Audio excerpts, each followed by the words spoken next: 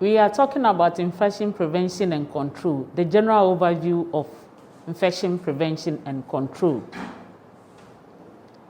The objective for the course is to provide health workers with training and training tools to aid in education of their community, improving safety practice in the health facility, and to reduce the spread of infection at health facilities. The outline is we are going to define infection prevention and control. We are going to talk about healthcare-associated infections. We are talking about guiding principles in infection prevention and control. We are going to also talk about chain of infection transmission or disease transmission cycle. Over the years, several initiatives have been carried out in the health facilities to promote safe environments and efficient and effective infection prevention practices in healthcare settings. These initiatives include the development of procedure manuals, guidelines, training materials, and training programs in various aspects of healthcare. An effective infection prevention and control program is fundamental in the quality of healthcare because it carries the potential benefits of reducing the disease burden on patients, health institutions, and the nation as a whole. In the last 2 decades, healthcare-associated infections have been recognized as significant problems in terms of quality of care and cost to patients, clients, healthcare facility, and the government. Infection prevention refers to the procedures and practices used to reduce the risk of spreading infection, especially in healthcare facilities. Infection prevention and control deals largely with preventing the spread of infectious disease from one person to the other through infectious blood, body fluids, airborne, droplets, contacts, including fecal-oral and foodborne routes. So let's talk about healthcare-associated infections. This is also known as nosocomial infection or hospital-acquired infection, an infection that is not present or incubating at the time the patient comes to the health facility. An infection occurring in the patient during the process of care in the healthcare facility, but appearing after discharge. It also includes occupational infection among staff. The infection may manifest itself within 48 to 72 hours or more after admission and may range from mild to fatal. The severity of the infection depends on the organism and agents responsible, the length of time of exposure, mode of exposure, virulence, and the number of organism states of the host defenses. Burden of healthcare-acquired infections. At any point in time, over 1.4 million people worldwide suffer from infectious complications acquired in health facility. Healthcare-acquired infection ranges from 5 to 10% among hospitalized patients in many developed countries and exceed 25% in many developing countries.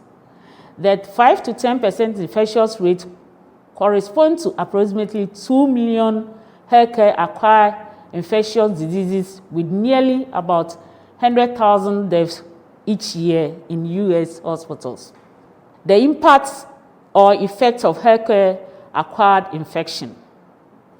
The burden of healthcare-acquired infection worldwide needs to be highlighted, not only because of the large number of patients affected every year, but also for its significant impact in terms of excess costs, prolonged hospital stay, attributable mortality, long-term disability, increased resistance of microorganisms to antimicrobials, massive additional financial burden for health system, high costs for patients and their family, and unnecessary deaths and other complications. Similar to many other adverse events experienced by patients while seeking healthcare, healthcare-acquired infections lead to added suffering and the psychological and financial burdens on the patients.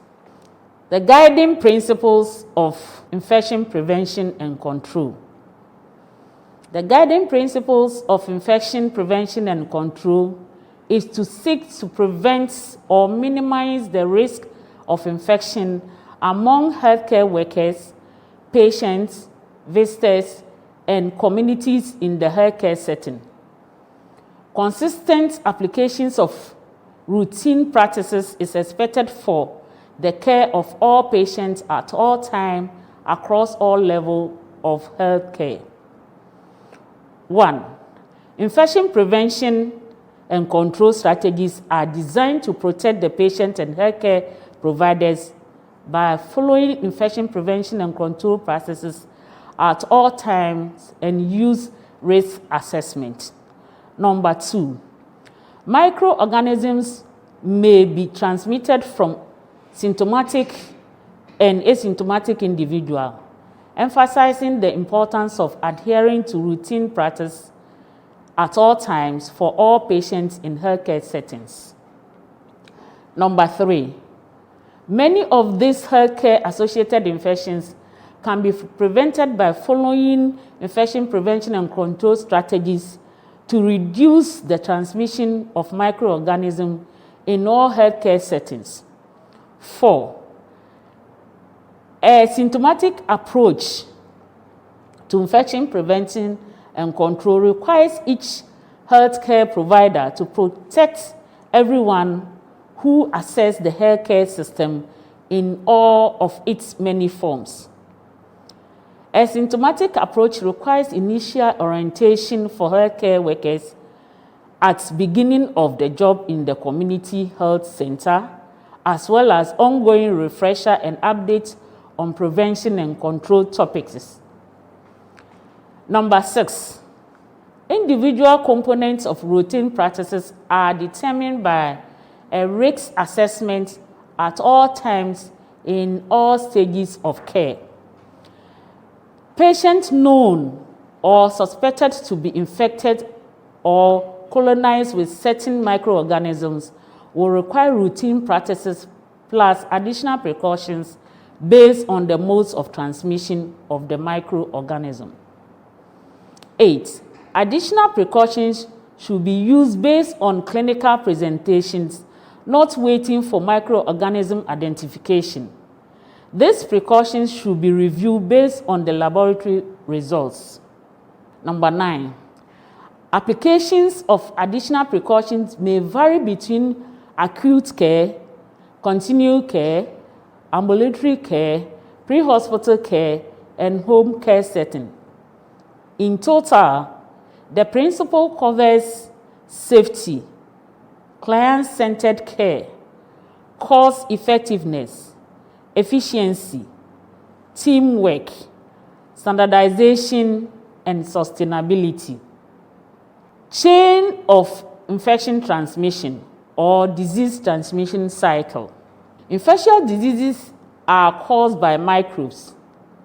Humans normally carry microbes in their skin and in the upper respiratory intestines and genital tracts. Diseases may be passed from one person to the other if someone coughs or sneezes on the other person. Microorganisms. Infectious diseases are disorders caused by organisms such as bacteria, viruses, fungi, or parasites. Many organisms live in and on our bodies. They are normally harmless or even helpful, but under certain conditions, some organisms may cause disease. So the normal flora in our body protects the host by occupying areas that pathogens may occupy, produce acids, producing bacteriums that protect the individual. The disease transmission cycle. The process of infection can be broken down into stages, each of which can be blocked by different defense mechanisms. So before disease comes, there's an infectious agent, that is bacteria, virus, fungi, parasites, which will live in a reservoir. The reservoir can be human being, water, instruments, soil, or air. It needs to exit the reservoir. Exit place for microorganism is through the respiratory, genitourinary, the gastrointestinal tract, mucous membrane, and placenta. Mode of transmitting. The mode of transmission is through contact, airborne, or vector.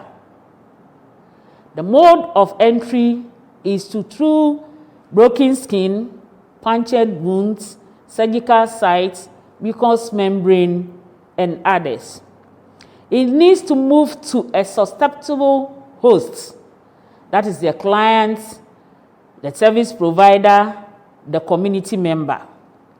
Before an organism can cause disease, we need to have a number of infectious agents into the host. How do we break the chain of infection? This requires removing one or more of the conditions necessary for transmission of the disease.